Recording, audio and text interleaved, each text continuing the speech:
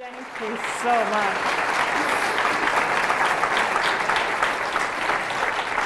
Thank you so much. I'm so happy to be here. Who would have thought I would get to Sedona from Hong Kong? Wow. I mean, I've been dead and back, but this is a challenge.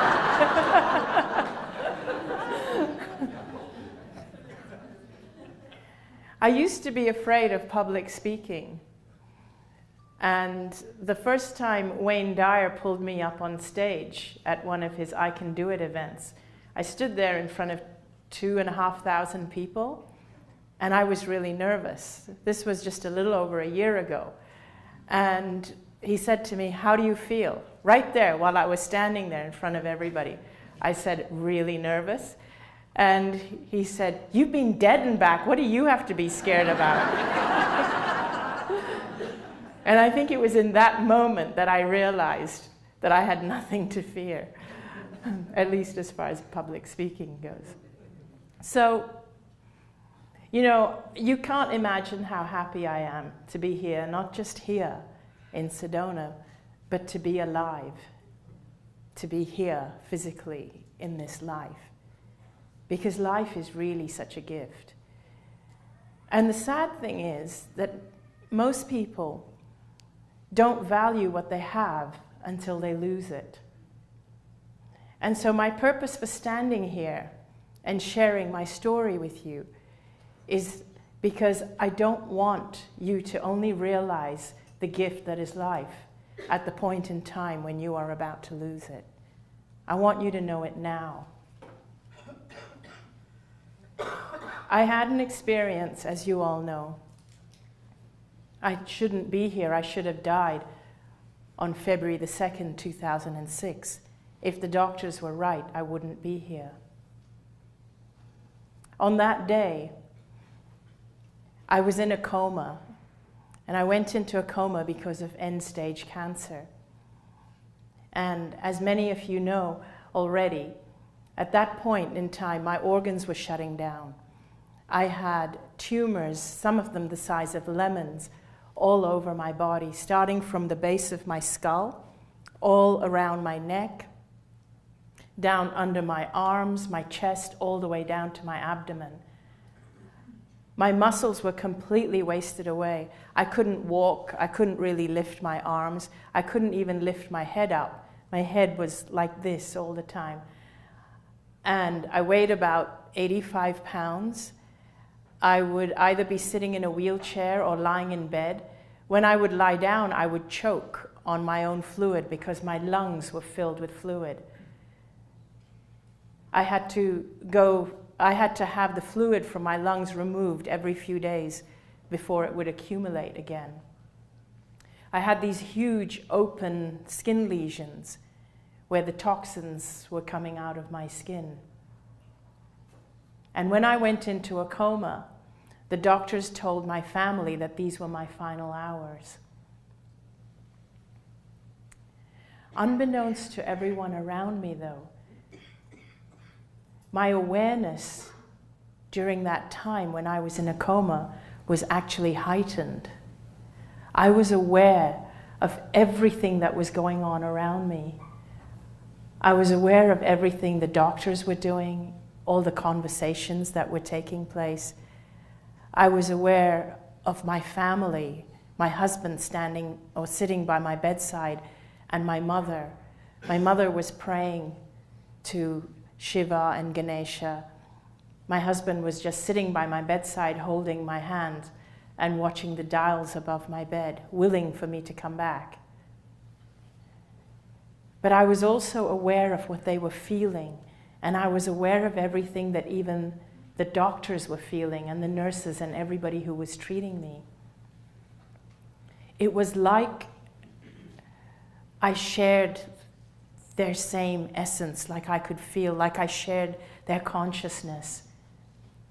But not only that, the most amazing thing was that for the first time in my life, I felt this incredible feeling of unconditional love. It was like I was embraced by this feeling of total unconditional love. It's really hard to describe this feeling because it's much more powerful than any kind of love that I've ever experienced in physical life before.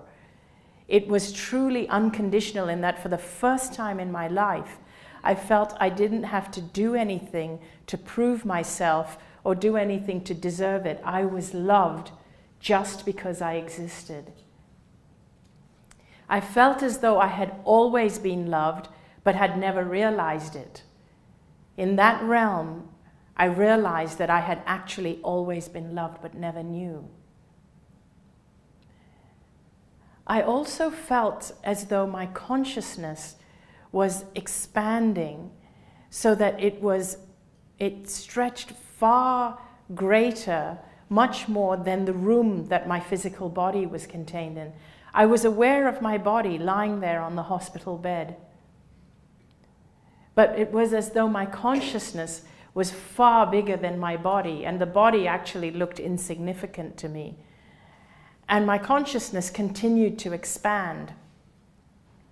And it felt as though time and space was very different in that realm. It was as though I could be anywhere at any time. There was no time lapse, like I could travel any distance and there would be no time lapse. It was as though everything was happening simultaneously. The best way I can describe it is as though I was viewing my life or lives. It was as though I could see what were past lives plus my future, and I could see it all happening simultaneously, as though I was viewing a tapestry. And this is what I mean about it happening all at once. Like when you're viewing a tapestry, you see the entire completed tapestry. There's no time lapse between the time you see this color or this part and that part. I was able to see it all at once. It was as though all my lives were happening simultaneously. Everything was just so clear. And it was like I was one thread woven in that tapestry. I could see where I had been. I could see where I had yet to go. But I could also see there were choices. That if I went this way, this would happen. And if I went this way, this would happen. And there were parts of the tapestry that were still unfinished. I could see all the lives I had already touched and all the lives that I had yet to touch. I became aware of my Father's essence. Now, I just want to add here, though, that in that realm, because time didn't exist in the way it does here, here we perceive in linear time, where we perceive one thought or one moment of time at a time and we string it together to make linear time. It's not like that there. It's like all of time is existing all at once. So in the retelling of my story, I'm telling it in linear time and I have to give it a sequence. But this isn't the exact sequence in which it happened. I encountered the essence of my Father. When I was growing up, my father and I had a very turbulent relationship because my parents are Indian. They tried to bring me up with Hindu cultural values, but I rebelled against them, particularly because I was actually brought up in a multicultural society.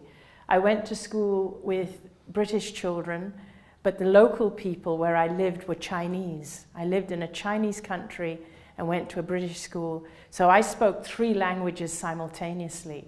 I spoke my parents' language at home, I spoke English at school, and I spoke Chinese with the local people. And when you're exposed or immersed in 3 cultures simultaneously and you speak their language fluently, you're exposed to different cultural values, and many of these values can contradict each other. And so I used to argue with my parents about their cultural values. I mean, to give you a simple example, in the Hindu culture, you absolutely must not eat beef because the cow is revered as a mother figure. Now, all the kids at my school were going to McDonald's and eating hamburgers. So I couldn't understand why I couldn't do what they were doing. So these kinds of things, as a youngster, I would push against my parents. As I got older, it got a little more complicated. My parents wanted me to have an arranged marriage. I didn't.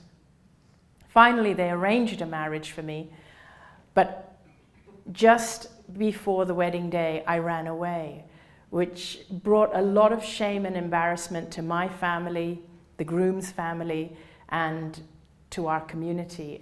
I was ostracized from the Indian community, and my parents were told that no Indian man in our community would ever marry me. But of course, I met my wonderful husband. So during my life, I had always felt that I'd let my father down. I'd always felt that I'd disappointed him. I always felt that I wasn't good enough. I wasn't Indian enough. I never met his expectations. I felt as though my entire life he was preparing me to get married. It was like his biggest wish was for me to get married. And finally, just a few months before my wedding day, he passed away.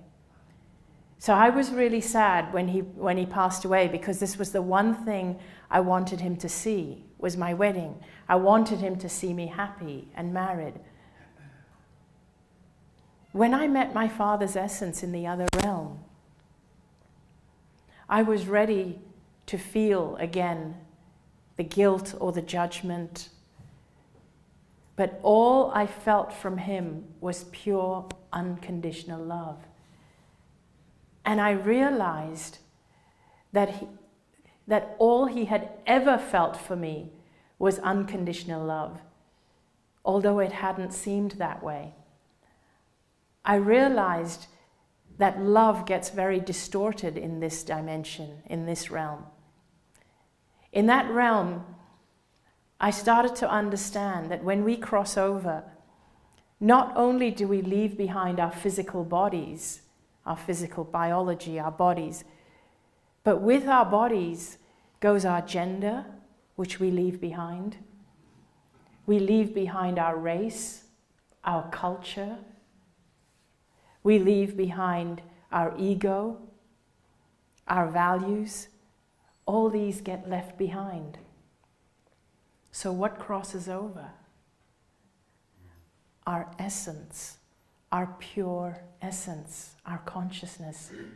Once you've stripped all these layers and layers of filters away, that essence that is left, that essence is pure, unconditional love.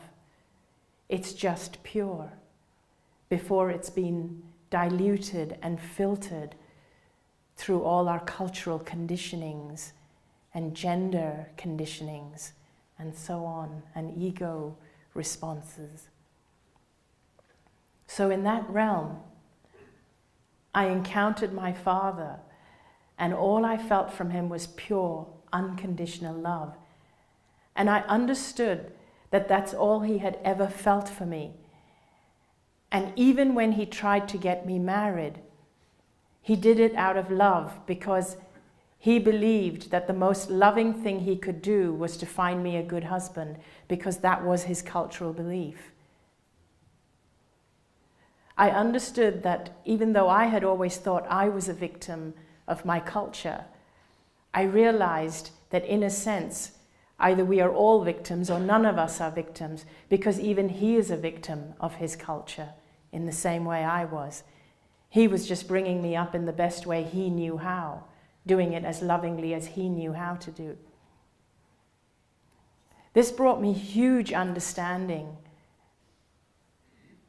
of how so many of us are well-meaning, but it doesn't always appear that way when we express through all these various filters we have. I also realized in that realm that even though I was looking for forgiveness from my father, I realized that what I got from him was something far more than forgiveness. It was pure compassion and empathy. And that is far deeper than forgiveness, because when you forgive someone, what you're really saying is that You've hurt me, you've wronged me, but I'm going to forgive you anyway. So it's like you judge the person, that they've done something wrong, but you're going to forgive them. What I felt from him was something far deeper and far beyond that. It was more a feeling of, you didn't do anything wrong, you did everything the best you knew how. And that's all I felt for him and from him. I also encountered the essence of my best friend. She had passed away 2 years before my near-death experience. She also had suffered from cancer. And I had missed her painfully as I was going through the cancer myself. And I had also felt tremendous guilt because during her last few months of life before she died, I had been unable to see her because I couldn't deal with her illness. I couldn't deal with her deteriorating body. Every time I went to see her, it had brought me fear because I was already suffering from cancer. And it made me feel that this is what I had in store for me, because her deterioration was very, very rapid. So I couldn't bear to see her the last few months. So when I got the call from her sister that she had finally passed, I was really devastated. And when I saw her in the other realm, again, all I felt from her was just unconditional love. And it was just the most amazing feeling to connect with her. During this time while I was in the coma, my brother was in India trying to reach Hong Kong. I was in Hong Kong, lying in a hospital bed in Hong Kong. My brother was trying to reach me before I died. I even became aware that he was trying to get on a flight. And I even recall thinking to myself that I have to stay alive. I mustn't die before he gets here. I reached a point where I realized that I had a choice of whether I wanted to come back into my physical body or go onward into death. At that point, I absolutely did not want to come back here into the physical body because it was just so amazing in the other realm. I had never recalled ever feeling so light before and so liberated. The fear was gone, the fear of the cancer, the pain. I had suffered for 4 years in discomfort. It was all gone. There was no reason to go back to that physical body. Not only had I been suffering, but my family had been suffering, caring for me. And I just couldn't see a single reason to go back. But it was in that moment that it seemed my Father impressed upon me that it's not your time. You need to go back. There are still some gifts for you. And I felt as though I didn't quite understand at first, because what I felt was, what is the point of going back to a sick body? But also it seemed that in the same instant, it was as though I had this vision of clarity, or like I had entered another dimension. And this other dimension or realm was like I had this feeling of incredible clarity where suddenly everything made sense. And I understood. I understood why I had the cancer. I understood how everything in my life had led me to that point in time where I was lying there dying on that hospital bed. I understood also that we are amazing, magnificent, powerful beings, because I felt my energy, my essence was so huge and powerful and amazing, powerful beyond my imagination, beyond anything I could ever have known before. And I realized that I had never known this. It was the first time that I knew this. And then I realized that now that I knew what I knew, if I go back into my body, my cancer was going to heal. And it was at that moment that my Father impressed upon me, now that you know the truth, go back and live your life fearlessly. And it was at that time that I started to open my eyes and come out of the coma. And as I opened my eyes, I saw my family, I saw my husband, my mother, my brother who had just arrived. And they were all there. And they were smiling because I started to open my eyes. And at first, even though I was opening my eyes and I started talking a little bit, I could hardly talk, and I was very, very groggy. And it seems that I wasn't making any sense. I started to say things like, Dad said I was going to be okay. Dad was there. And they had no idea what I was talking about. But they were just happy that I looked like I was coming out of the coma. And then a little while later, the doctor walked into the room, and he was surprised that I was coming out of the coma. And he actually said, this is wonderful that she's coming out of the coma. And I greeted him by his name. I said, good afternoon, Dr. Chan. And I was very groggy. I said it groggily. And apparently, I had never seen this doctor before until after I'd gone into the coma. That was the first time he treated me. So he looked at me and he said, how do you know my name? And I said, aren't you the one that took the fluid out of my lungs in the middle of the night? And he said, yeah, but you were in a coma. How would you know that?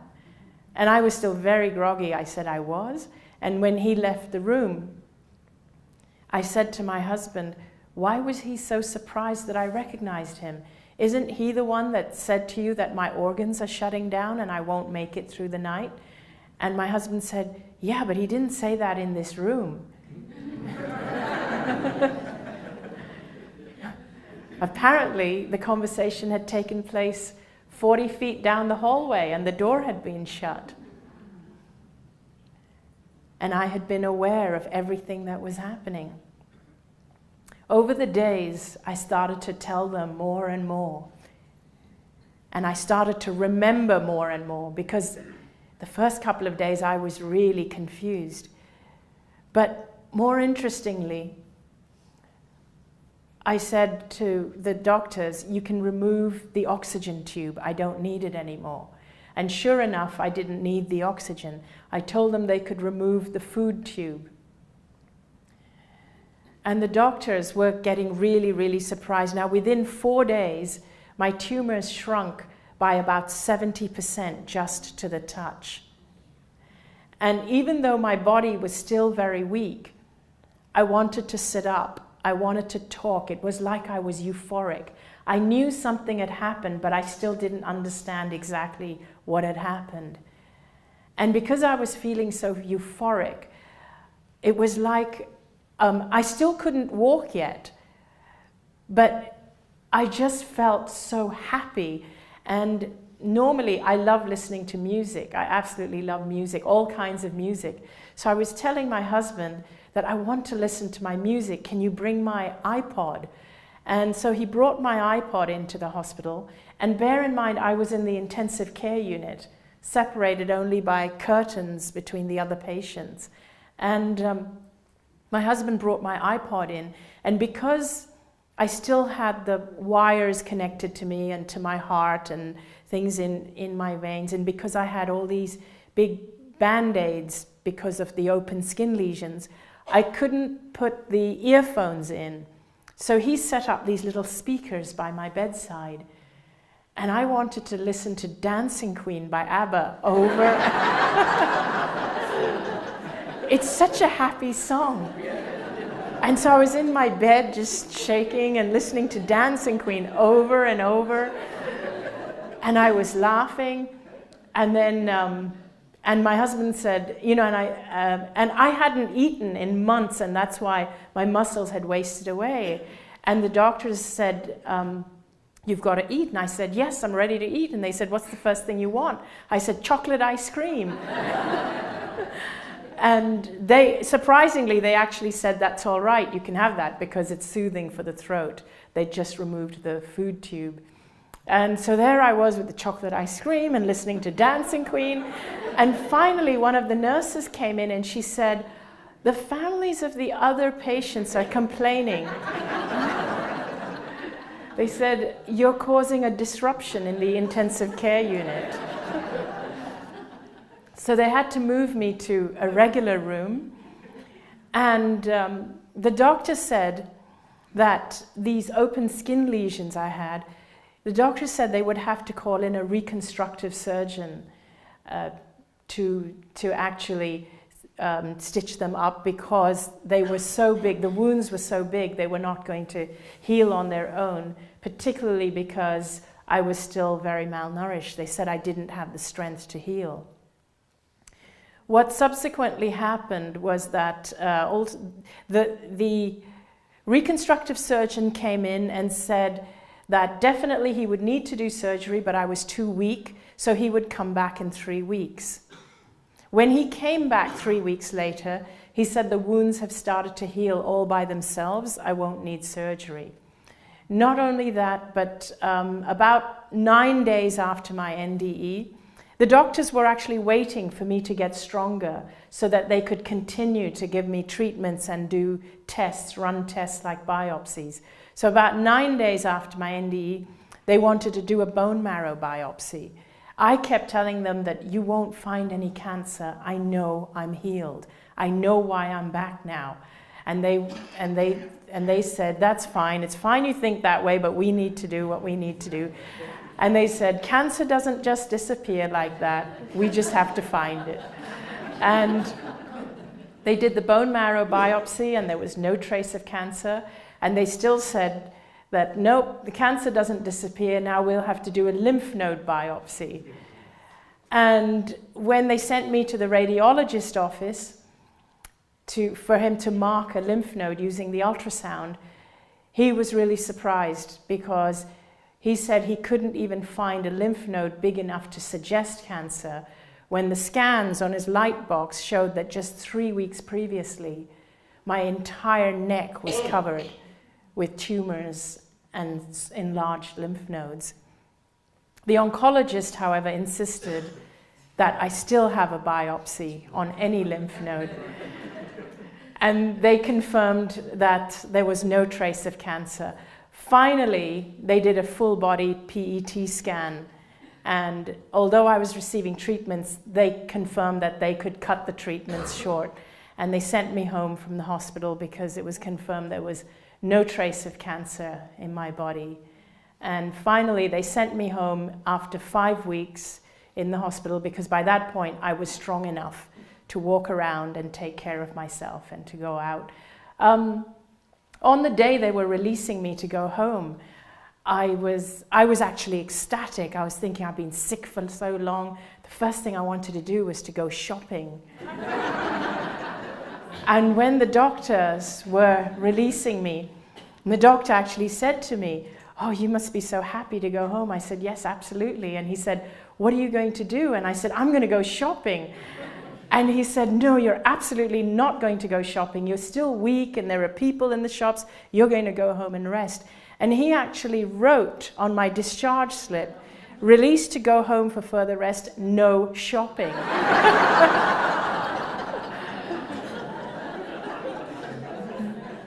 The interesting thing was that this was actually later picked up by another oncologist who studied my case much later, when an oncologist flew to Hong Kong to study my medical records. He actually contacted me and he said, "In your medical records, your oncologist has said no shopping." And I said, "Yeah, that's right." So the reason I'm here today, as I mentioned to you, is because the biggest thing I learned is that life is really a gift. And there's a reason why I'm here, and there's a reason why every single one of you are here. And I want to convey to you the value of your life and how important it is for you to be here right now. I don't stand here before you as some enlightened guru or enlightened master, because I'm certainly no more enlightened than anyone else that sits here in this room. It's just that something happened to me that taught me a few lessons. And these are lessons I wish I knew. I wish somebody told me. And that's why I want to share them with you. And I'm a simple person, so I like to keep my lessons really, really simple. So the first lesson and the most important lesson I learned about life, or what I learned that I believe saved my life, is that I learned that it is extremely important to love yourself. Very, very important. And I cannot stress this enough. And it was the love I felt coming for me that saved my life. I never knew before that, before my near-death experience, that I was supposed to love myself unconditionally. The love I felt in the other realm, it doesn't matter where or who it was coming from, because all of us have different philosophies of how we like to see life. I don't like to put labels on anything. So whether the love comes from Jesus or Allah or Krishna or Buddha, it doesn't matter. Whether it came from my father, it's all God. The love was still unconditional. And that love that I felt told me that I was deserving and I was worthy of being loved. And it made me realize that it's okay to love myself. Most of us don't know this while growing up. While we are children, we don't realize, or even as we grow up, when we're teenagers and in our 20s, we don't realize that it's okay to love ourselves. When we're born, we know it's okay to love ourselves. When we're born, we're happy little children. Look at babies. Babies are so full of themselves and they're so joyful. And then we spend a lifetime getting it conditioned out of us. And then halfway through our life, we then start reading self-help books and going to courses to bring it back into our lives, to find it again. So what I want to tell you is that really, if you loved yourself, so many of your problems and issues in life would actually be solved and healed. Now I want to just ask you, honestly speaking, before you embarked on a journey, on a self-searching journey or whatever journey, before you started reading books on spiritual things, say when you were much younger, were you ever taught that it's important to love yourself? I want a show of hands. How many of you were actually taught that it is important to love yourself? Okay, a few of you. But literally, I think I can count maybe 5 hands. Now here's what happens when you love yourself. When you love yourself and you fill yourself up, you have a lot more to give other people, because you cannot give people what you yourself don't have.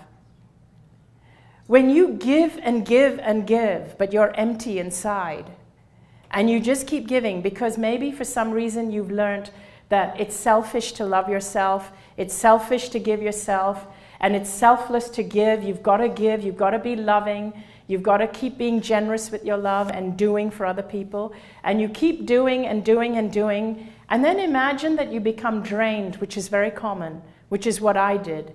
I became drained to the point I got cancer.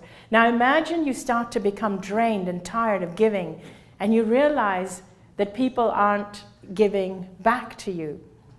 And now you're feeling a little bit needy, like you need some support, but it's not coming back to you. What do you feel? You feel resentment towards the people you've been giving and giving who aren't giving back to you. And when you feel resentment for them, what happens is that it makes your love for them conditional. And that is the start of a dysfunctional relationship. And that's why we have so many relationships that are breaking down.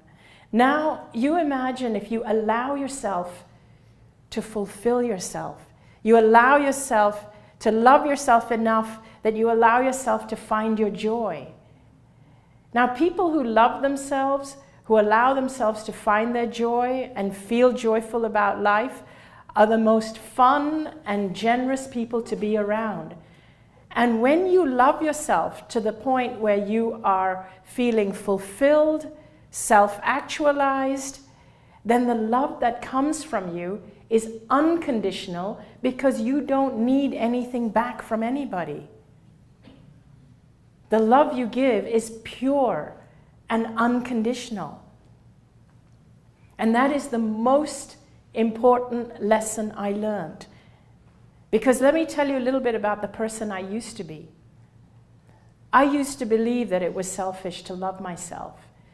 I used to believe that I had to love other people more than I loved myself. And what that meant was that I gave and gave until I became so drained. It also meant that I was a people pleaser. I didn't want anybody to dislike me. I wanted to make sure that I was pleasing everybody and doing things for everybody and anybody except me. When I had cancer, for the first time, the cancer gave me permission to do stuff for myself. It gave me permission to receive. I want to give you all permission to receive. I want you to know that it's okay to receive. Don't wait until something happens. Thank you.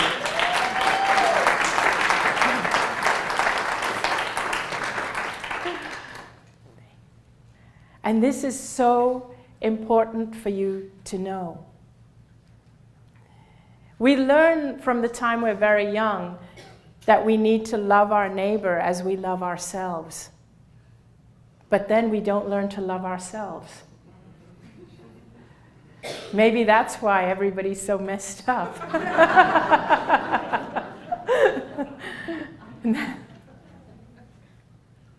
The other interesting thing you'll find that happens when you learn to love yourself is that you will find that other people love you more when you love yourself more.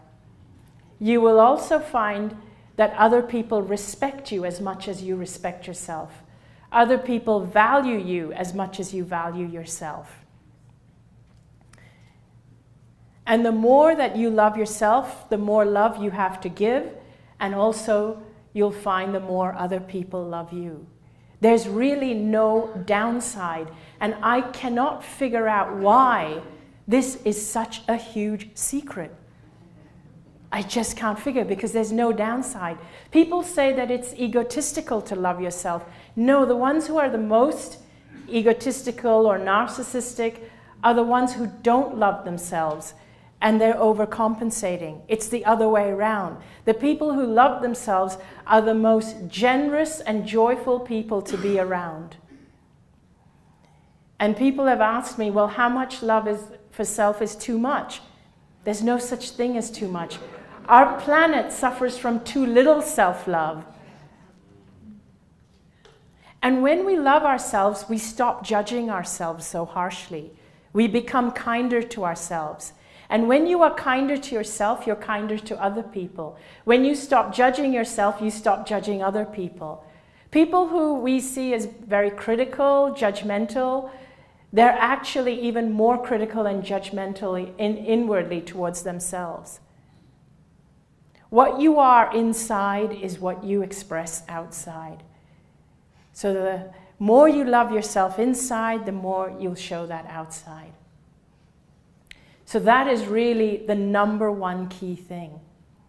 The second thing that I learned, which is really important, is to live your life fearlessly. Be yourself fearlessly. It's really important to be fearless. And what do I mean by fearless? I mean that stop fearing things like what other people think of you. Most people don't really care. I used to worry so much about what people thought of me. I was, as I said, a people pleaser. So I feared everything. I feared what people thought of me. I feared not being good enough. I feared failing. I used to treat myself like a doormat. I would put myself last. I would always put other people ahead of me. When I would do things for people, I didn't do it from a place of love because I didn't do it because I wanted to do it for them. I did it because I feared what they would think of me if I didn't do it. So every choice, every decision I made came from a place of fear, not from a place of love. The same with the kind of foods I chose to eat. If I chose to eat healthy food, I didn't choose it because I valued my life and wanted to be healthy and live long. I did it because I feared illness. I took supplements and I was obsessive about them because I feared illness. I feared everything. I was obsessive about things. I had a lot of obsessive compulsive behaviors, all of which disappeared with the coma and the near-death experience. So I lived a life where every decision was made from fear. People tell me that some fears are good because fear keeps you safe. But I disagree, because fear actually immobilizes you. Love keeps you safe. If you love yourself, you'll never put yourself in danger.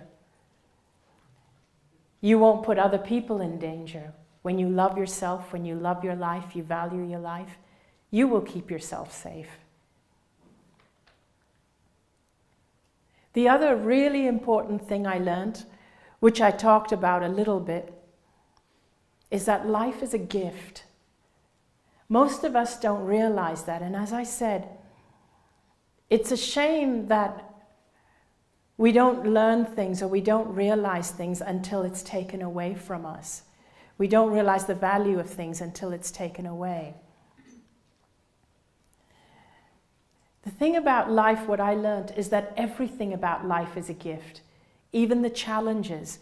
We're here to experience life. So we're here to even experience the challenges. When I had cancer, I never would have thought that was a gift. I suffered a lot, terribly, and if anybody told me that was a gift, I would have thought it was absolute nonsense because I was suffering so much. But today, I know that was the biggest gift that life could ever have given me, because I wouldn't be standing here today in beautiful Sedona, Arizona, if that hadn't happened to me.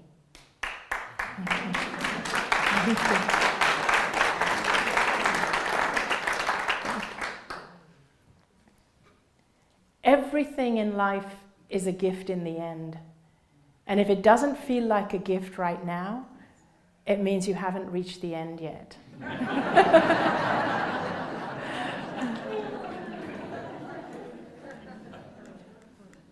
You know, the thing is, I want to use another metaphor to describe what the planet feels like. All these little things, I mean the self-love thing, it's like the simplest thing.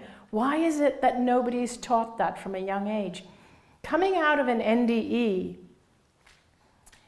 it feels like the world, our rules, our laws and everything have been created by blind people for blind people.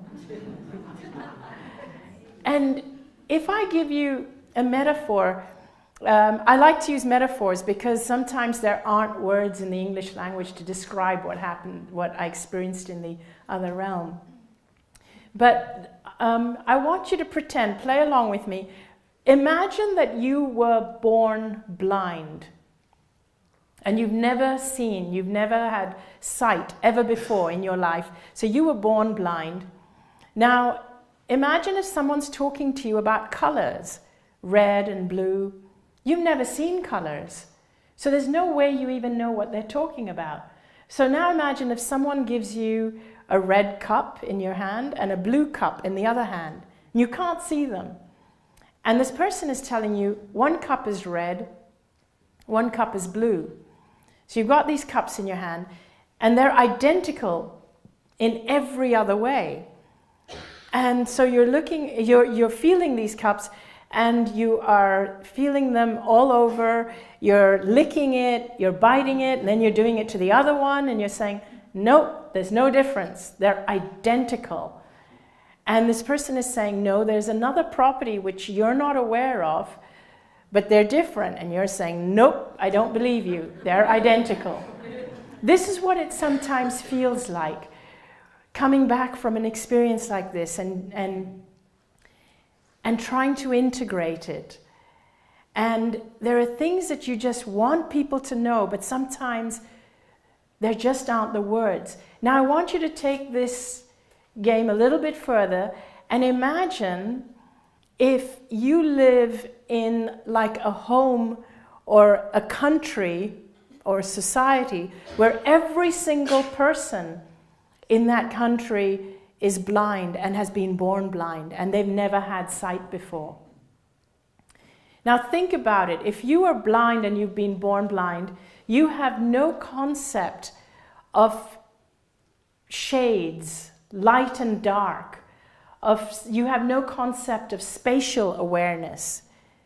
Right now, you can look across the room and you can measure distance just by sight. You know that it'll take you 30 seconds to walk across the room just by looking at it. But if you were blind, there's no way you would know that. You would have to physically walk it and feel your path. Also, if you're blind, you can't stand there and find the shortest path between 2 points. You have to try every path and then physically measure the time. Now imagine if you can see for a day, just one day, and you, one person, can see, and your eyes open, and suddenly you can see everything, and there's this clarity, this incredible clarity, and everything makes sense. And you know why every time you walk that way, your leg bumps into something, but when you walk that way, it doesn't. And you know by seeing that all you have to do is go and move that thing out of the way. When you can see, you can actually figure out the shortest distance between 2 points. And you now know that for me to get from the bedroom to the kitchen, there's a shorter way than what I've been doing. So then even if you go back to being blind again, nobody and nothing can take away that sight that you briefly had that gave you that clarity and understanding. And that's exactly what it feels like, having that glimpse, that clarity of life. And so now, imagine that even if you've gone back to being blind again, you know the shortcuts. You know that if I walk from here to there, it's much shorter than going the long way. And so you want to tell people or show them. And you are aware that the environment that you were living in, that you are living in, has been co-created by everybody around you who has always been blind, who has never had sight. That's the situation.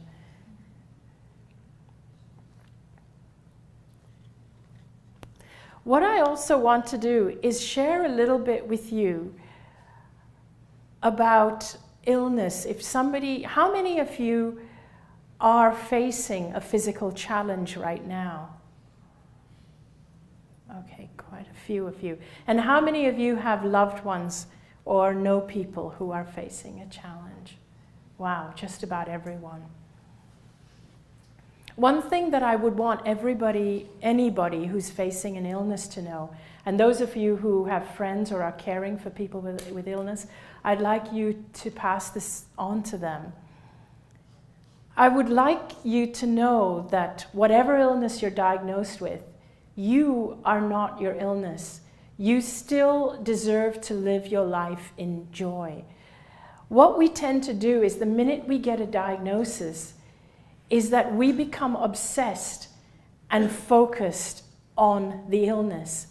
And we make our lives about trying to cure or heal the illness. Our entire life focus becomes about the illness. If that's what you are doing right now, I want you to stop, absolutely stop. It doesn't mean you stop whatever treatments you're doing, continue with whatever treatments you're doing and do what resonates with you. But in terms of actually focusing your days, I'd like you to try this. When you wake up in the morning, I want you to pretend that you have, at this moment, been presented with a complete clean bill of health. Like just completely clean bill of health. Your doctor has given you a clean bill of health and you are feeling amazing. Just get into that feeling. Now, what would you do to celebrate? What would you do if right at this moment you were told that you were 100% healthy?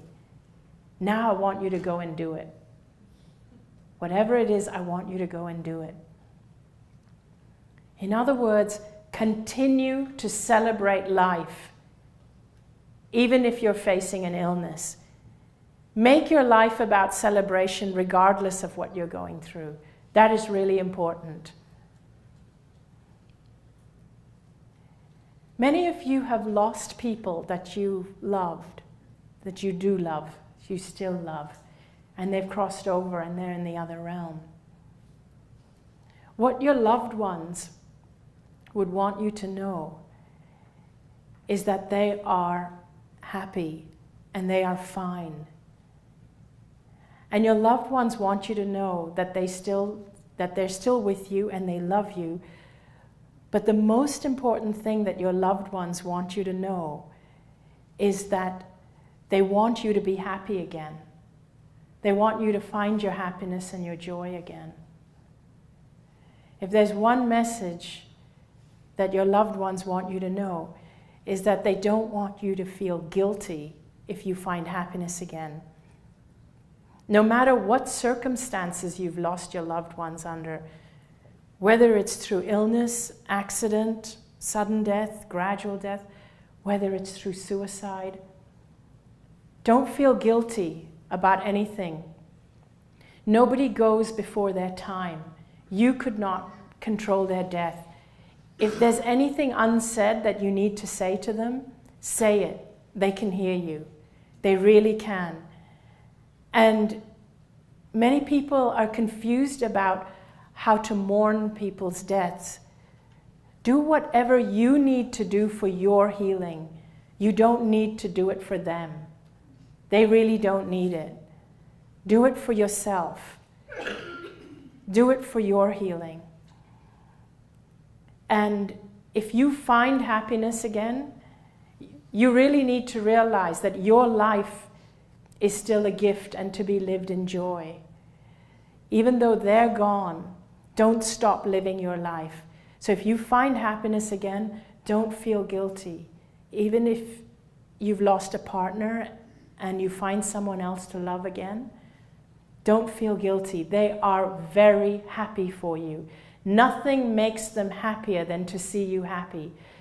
And no matter what their personality was when they were in physical life, remember, they are without all the filters and the layers in the other realm. All they are and all they feel for you is unconditional love. And just remember that always.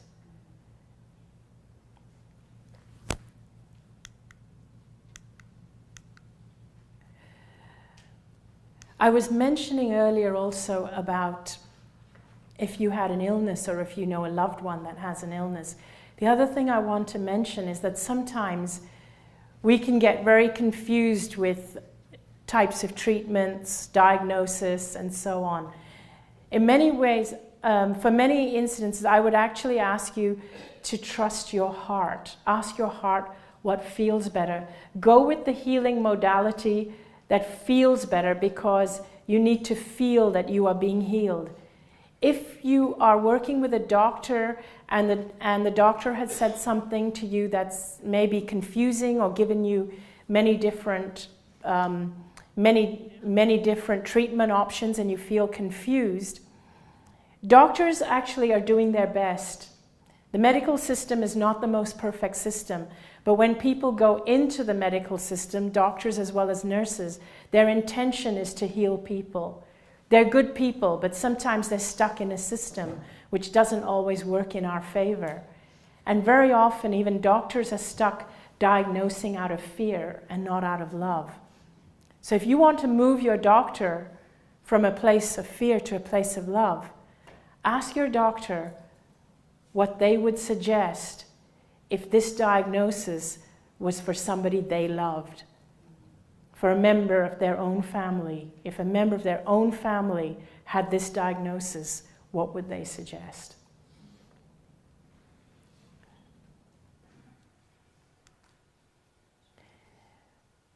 I'd also like to tell you a little bit about what I think we need to teach our children. Because as we saw here, 95% of the room did not know that actually the biggest secret to a good life, a happy life, is loving yourself unconditionally first.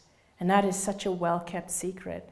And this is something that I would love for all children coming into this world to know. So if you have children, if you have grandchildren, they need to know this. Even if they are being punished, even if they're being reprimanded for their behavior, that's okay. Kids need to be reprimanded, punished, whatever. But they still need to know that regardless of their behavior, that you will never stop loving them. That they will always be loved unconditionally. Children also need to know that it's perfectly okay to be different, to be unique. In fact, it's favorable to be different. And on a bigger scale, which I think will take a lot longer to change, I wish our education system taught kids to collaborate instead of competing. Thank you.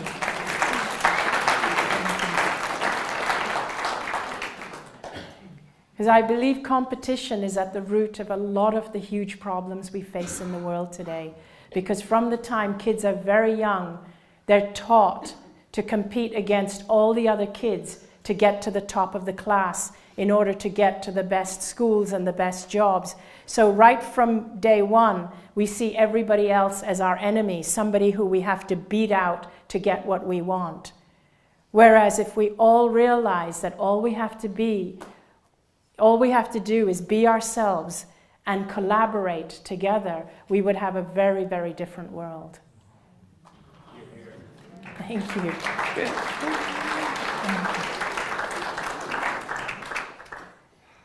The most important thing that happens when you love yourself is that you allow yourself to be who you are.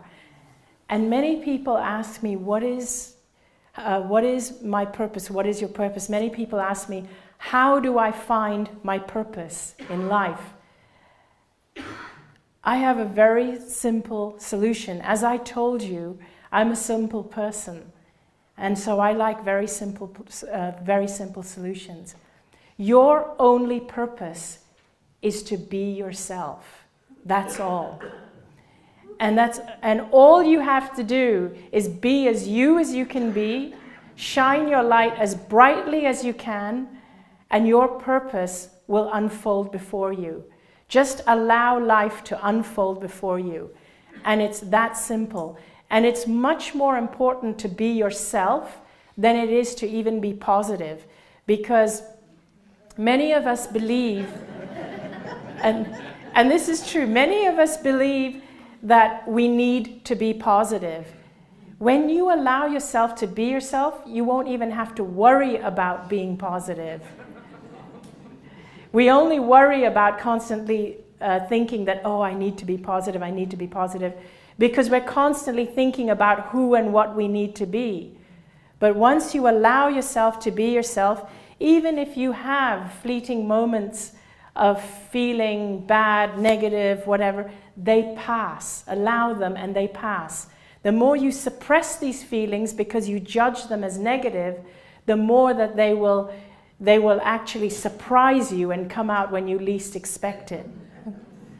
So allow yourself to be who you are, shine your light as brightly as you can, and go out and live your life fearlessly. Thank you. Thank you very much.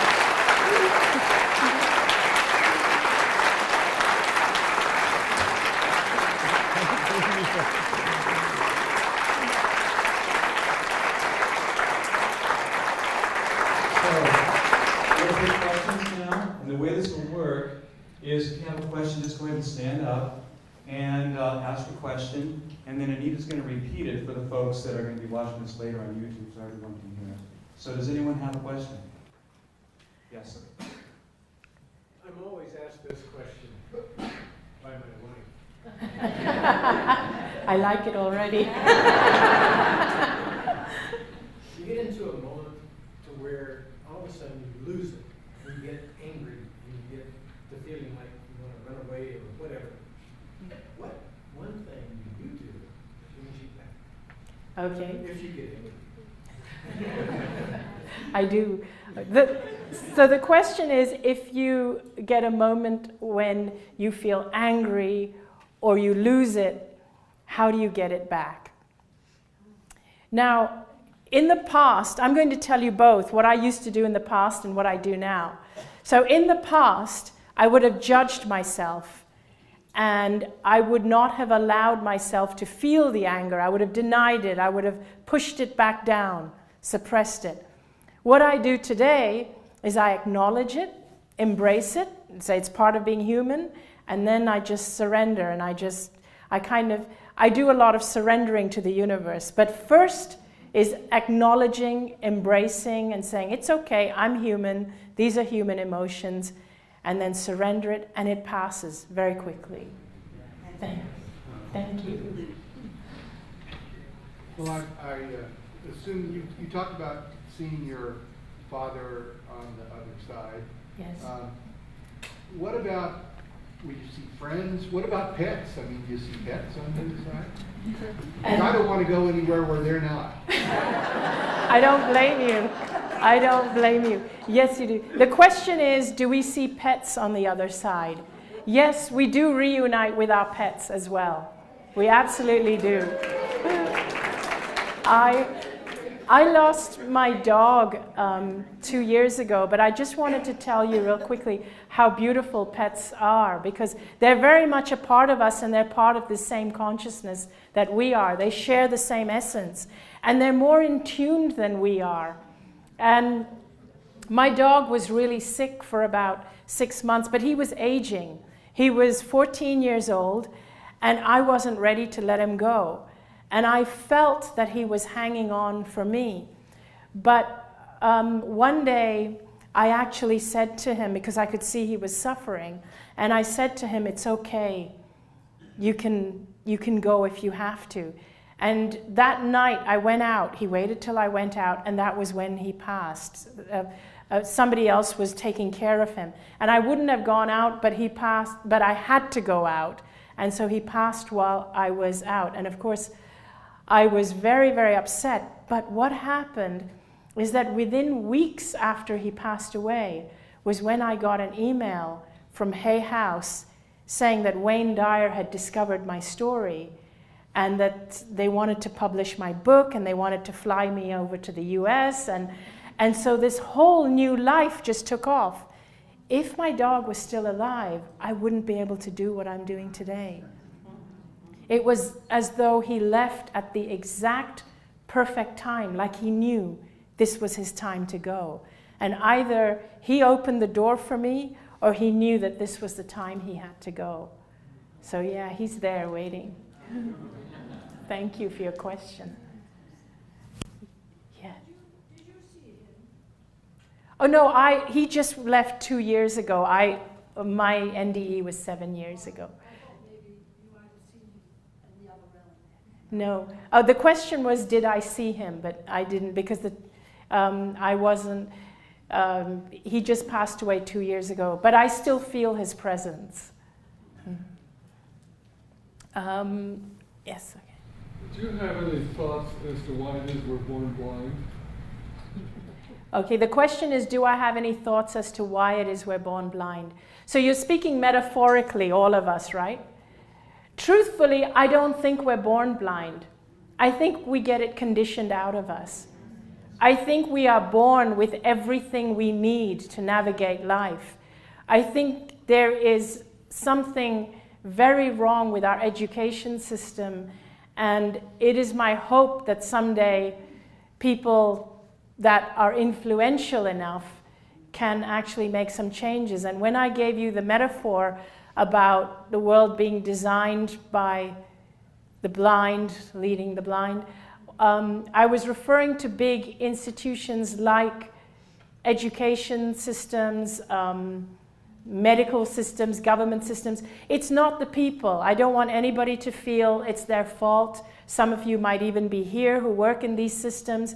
These systems were set up long before you and I were born, and we just become part of the system. But I don't think we're born that way. Thanks. If you have a question, let me have you guys stand up so she can see who has questions. Okay. Maybe, yes, we can go through you one at a time. Yes. Was your essence separate, or did you feel integrated to something universally larger? The question is, was my essence separate, or did I feel integrated to something universally larger? I was integrated to something universally larger. We are all connected. We're all part of it. We're all one. But I still retained my identity. And I'll tell you again, the best way that I can explain it is that if you think of your hand, and imagine if there's something here covering your palm, and all you can see are your fingers. And imagine if these fingers are people, humans, and these humans are separate. They're 5 separate humans, and they're fighting each other, and they're arguing. And then when they die, they realize that, oh, we're all part of one hand. That's kind of what it feels like.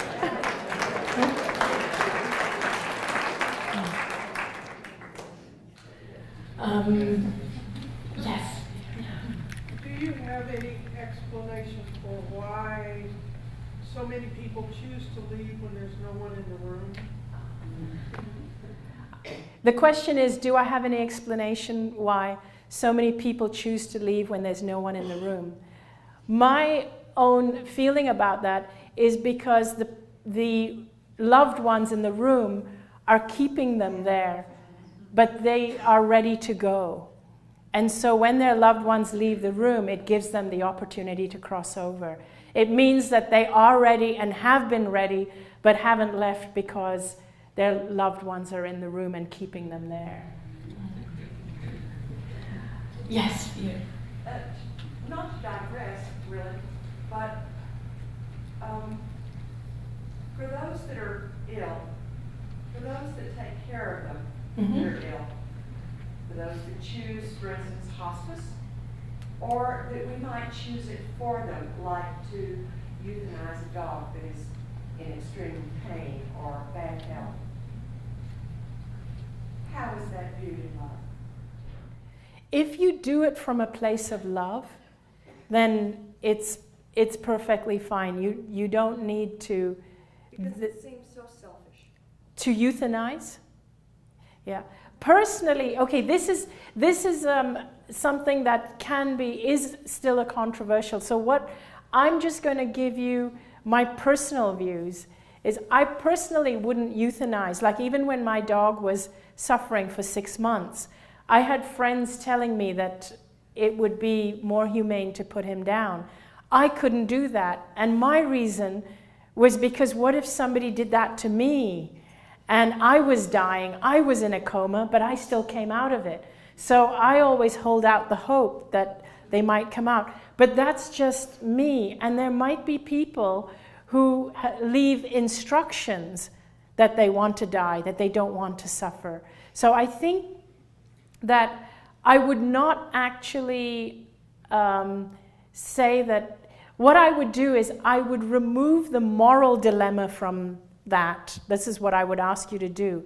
Because many of us misunderstand and put moral values on things, but what I would do is ask you to take it as a personal or a decision between you and your loved ones and whoever it is that it's involved.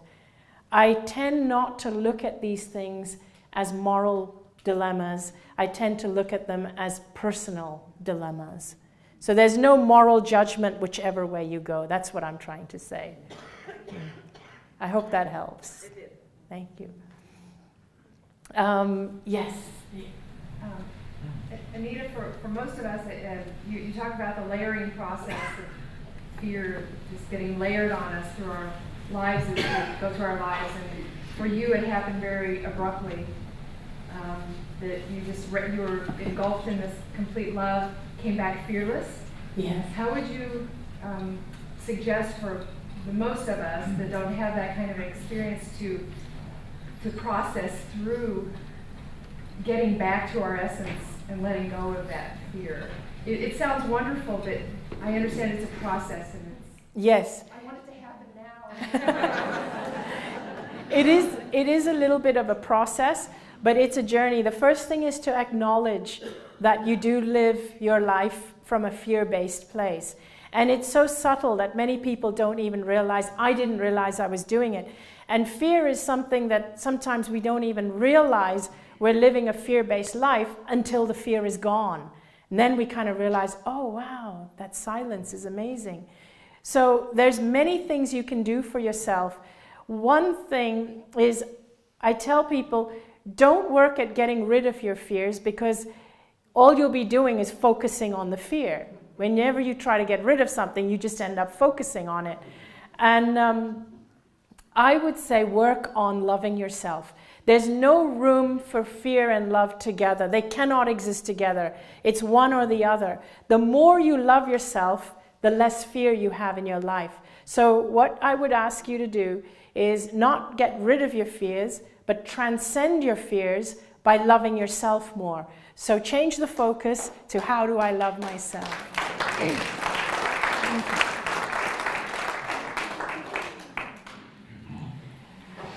Yes. Well, first of all, thank you so much for sharing your story with the world, and also for being here tonight. I'm curious about the 5 weeks after your near-death experience and your release from the hospital, and your amazing transformation into wellness. What was actually going on in your body? What kind of sensations did you have as you went through that amazing transformation and that healing process that made you say, yes, it's actually happening? Well, what was going on with you physically and emotionally and spiritually?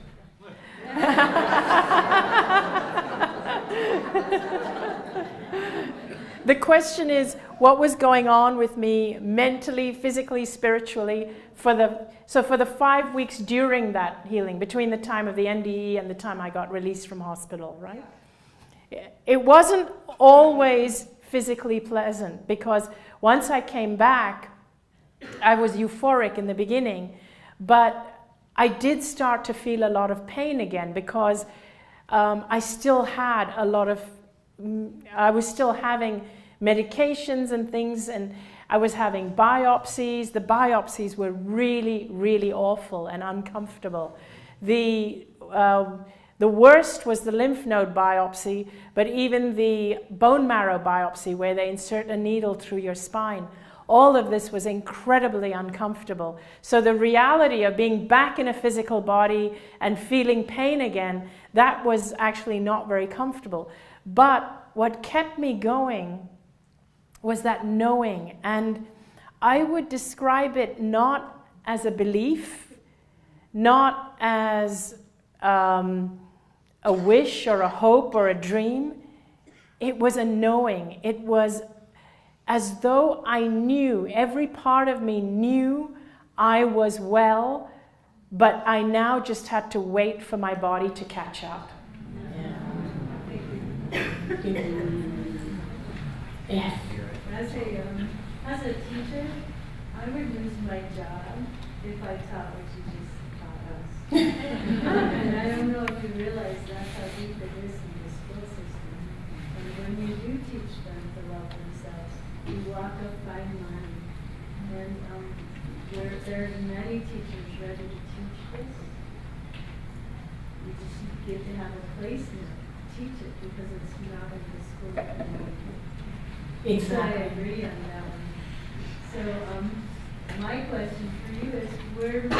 Because there is, to gather these youth, to gather these children, is the most important thing that we get to do for them.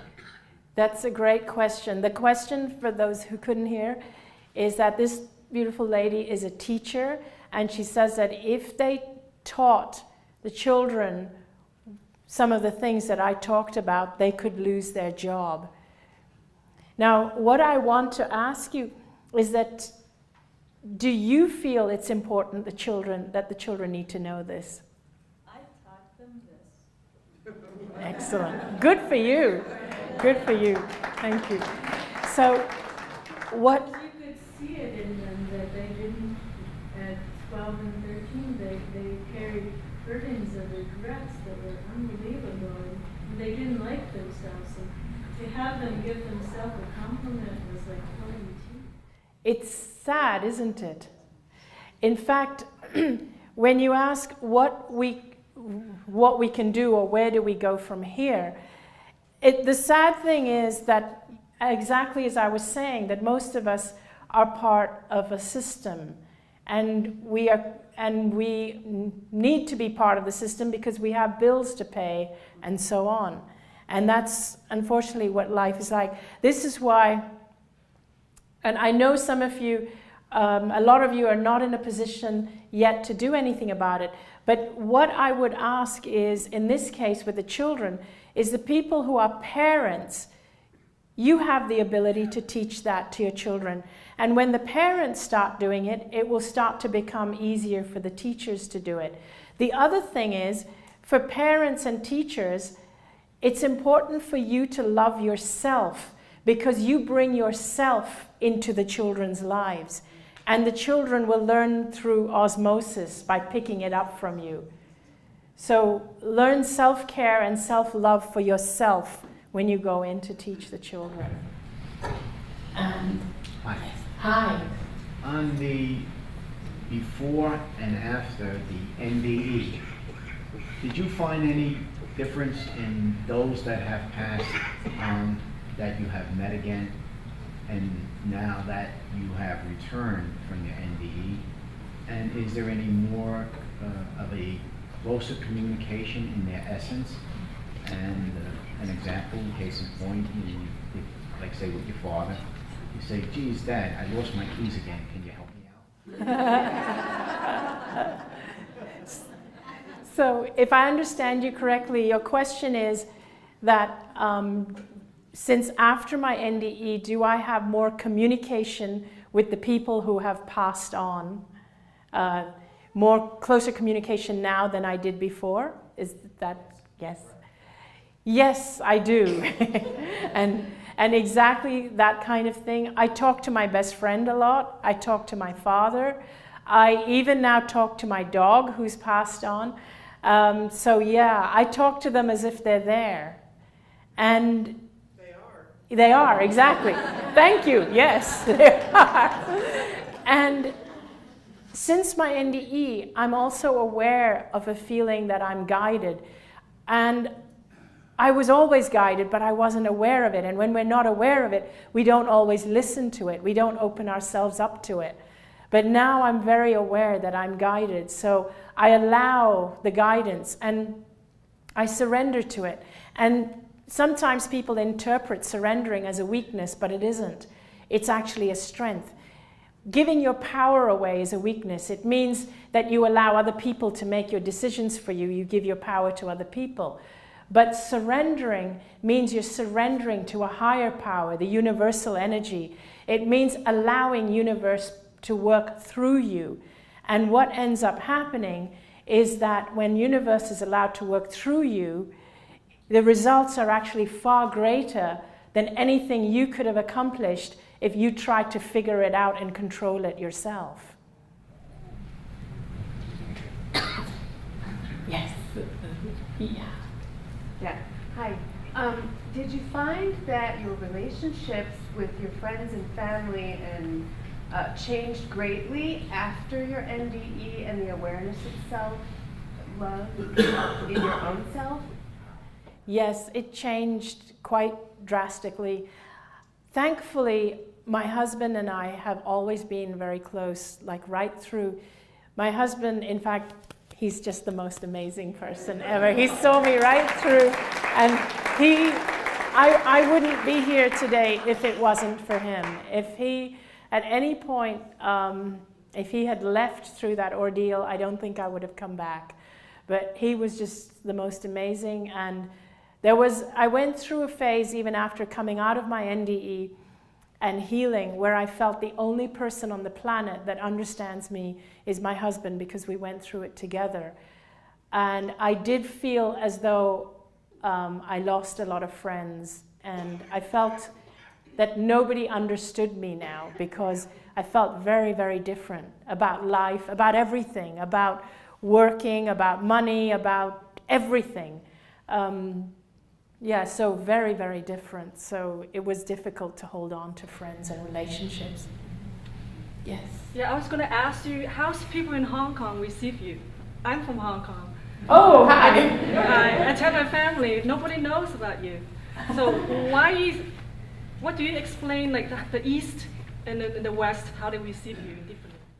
The people in Hong Kong who know of me receive me very well, but the thing is that with my book has only been published in English so far, and the Chinese publication is being launched in May, and I suspect after May more people will start to hear me. Right now, more of the expatriates, the foreigners in Hong Kong, have read my book, because actually in English books my book hit #2 in Hong Kong, but 95 or 97% of the population in Hong Kong is Chinese, so many of them still haven't heard of it. So I'm really looking forward to the book coming out in Chinese in May. How about in India? Oh, in India it's doing really well. My book's been out for about 10 months in India, so it's doing really well. And yeah, it's actually been quite incredible in India, because I get a really warm reception there. Thanks for asking that. Yes? You say you communicate with those on the other side. Do they communicate back? Yes, I believe they do. I mean, I feel they guide me all the time. All the time. The reason I ask that, it sounds kind of funny, but I lost my mate, my really close mate, and I talk to him a lot, but I never get answers. I'm not getting answers, and many people say to me, do you communicate with your love? And I do. And they say, well, do you hear back? And I don't. So I'm wondering, do you really know when they are communicating back? How do you know that? Well, do they actually talk? No. So how do you really know that you have reached your love from the other side? Let me repeat the question for those who couldn't hear. She asked about, what's your name, sorry? It's Priscilla. Priscilla asked whether we hear back from our loved ones when we communicate with them. And because she communicates with her partner, and she feels that she doesn't hear back from him. So it doesn't come necessarily as a voice, but it can be through signals, it can be through incidences and things that happen. I can give you many, many different examples in different ways. Like, in fact, I'll tell you something that happened to me last night, which was really interesting, was that I was speaking in Phoenix, Arizona, and it was a big venue, and there was about more than 500 people, 500 or 600 people in the audience. And after I finished speaking, and I was signing books, the queue for the book signing was really long. And I didn't realize, I mean, there were some people that couldn't wait in the queue and had to leave for some reason or other, and it was getting late. So after I finished the book signing, it was after 10 o'clock, my hosts then drove us to look for a restaurant that was opened to find something to eat. The first choice of restaurant we went to was shut. The second choice of restaurant we went to was shut. The third choice was shut. By then they were tired of driving around, so we walked into a random restaurant that was near the third one that just happened to be open. When we walked in the restaurant, there was a gentleman sitting at a table who looked up at me as though he was expecting me, and he stood up and he said, "I knew you were coming here, and that's why I'm here. I've been waiting for you." And I'm not kidding. And I looked at him and I said, what? Because I didn't know him. I'd never met him before. And he held up a book, my book. And he said, I was just at your speech. And the line was too long. And I couldn't wait in the line. So I came, but I knew you were going to come to this restaurant. And so I came here to wait for you. And I said to him, how did you know? You've got to be kidding me. And he said, I'm really not kidding. I said, but this was not even our first choice of restaurant. It was random. And he said, my wife passed away 3 months ago, and I really wanted your signature on the book. But I was meeting someone, I had to leave. I couldn't stand in line for an hour. And so I was guided to come to the restaurant where I knew you would be. Go figure. So this is really a test for everyone here to see how well you communicate with your relatives. Where's Anita going to be tonight? Do we have time for one more question? Let's see, who's been standing the longest? Here? Okay, there you go. You spoke about, when you went and had the near-death experience, understanding that everything your father did was out of unconditional love for you. And I was wondering if you could speak about both self-forgiveness and forgiveness, of your parents or of difficult life experiences that you had to bring up in that process. Okay. The question was about forgiveness and how we could, so you'd like to know about, would you like me to just speak a little bit about forgiveness, self-forgiveness, forgiveness of other people? I actually believe that we can go beyond forgiveness. When we really start to realize that people are doing the best they can with what they know in that moment, regardless of what they've done, it's beyond forgiveness. It's more like empathy, compassion. It's trying to understand where they're coming from.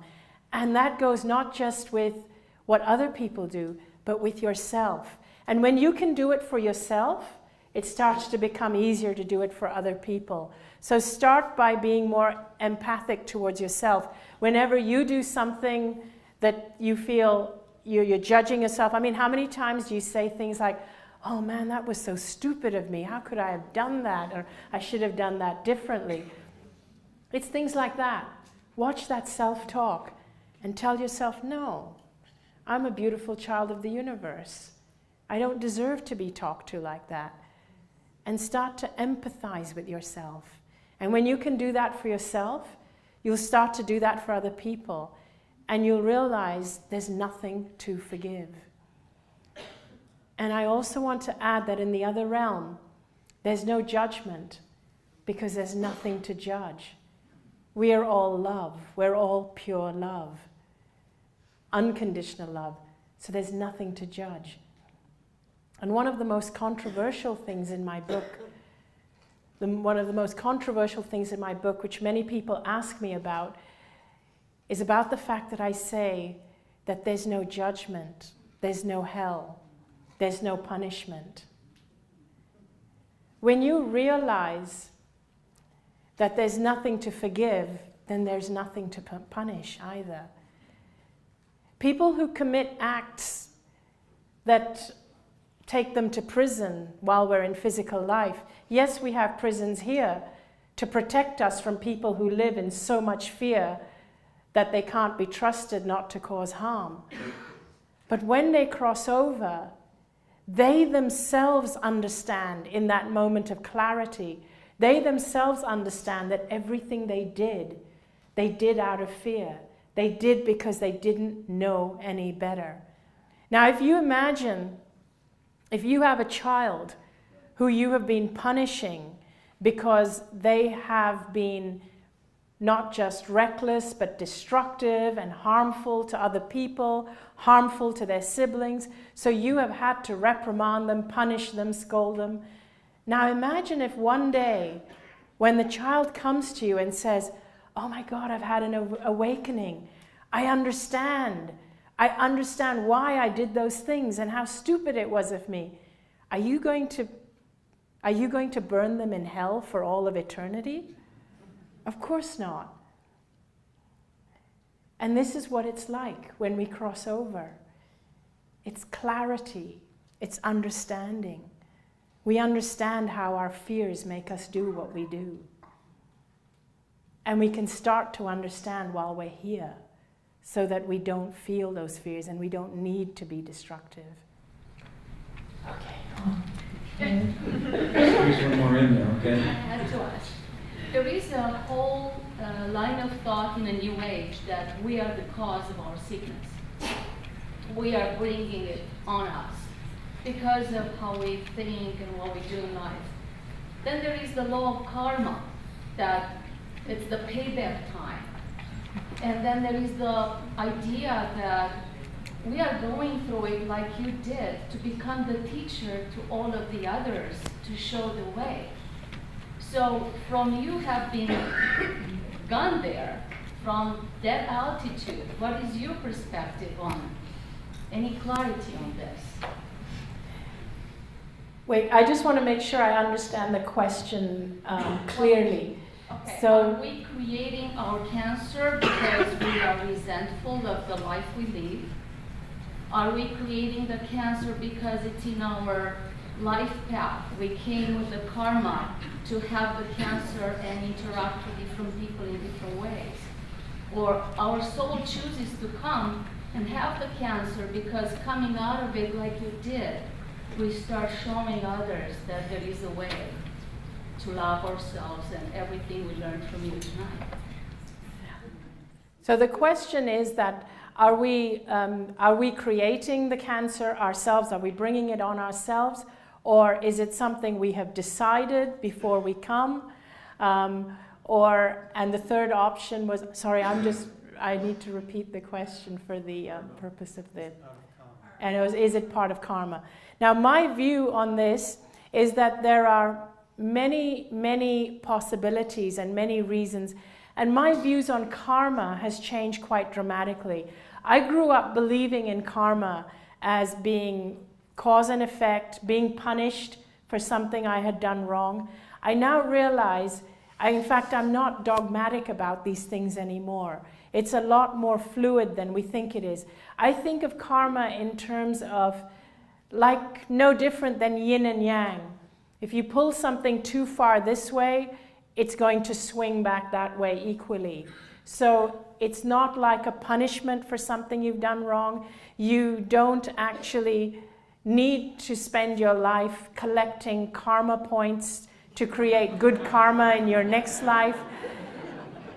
To make it really simple, all you have to do is follow your heart and follow your joy and make life more fun. So I don't think in terms of the afterlife, but at the same time, I believe that to a certain extent, we have chosen certain things before coming here. And I don't believe that any of us are coming here for the purpose of suffering. That's the other thing. We haven't come here for the purpose of suffering. We don't exactly create our cancer. It's kind of a result of certain things that happen as a result of forgetting who we are, forgetting that life is supposed to be joyful, forgetting that life is a gift.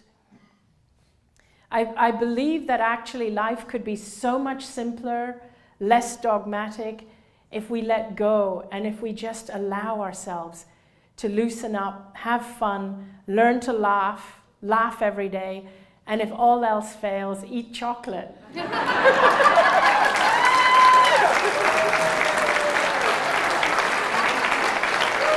Thank you.